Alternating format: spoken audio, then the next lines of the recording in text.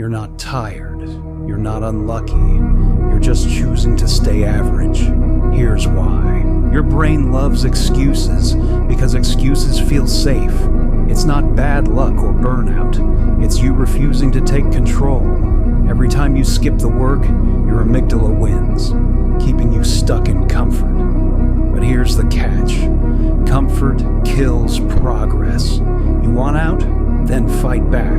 Marcus Aurelius said, "You have power over your mind, not outside events. Realize this and you will find strength." My 30-day workbook isn't for everyone. It's for people ready to stop playing weak and take back their mind.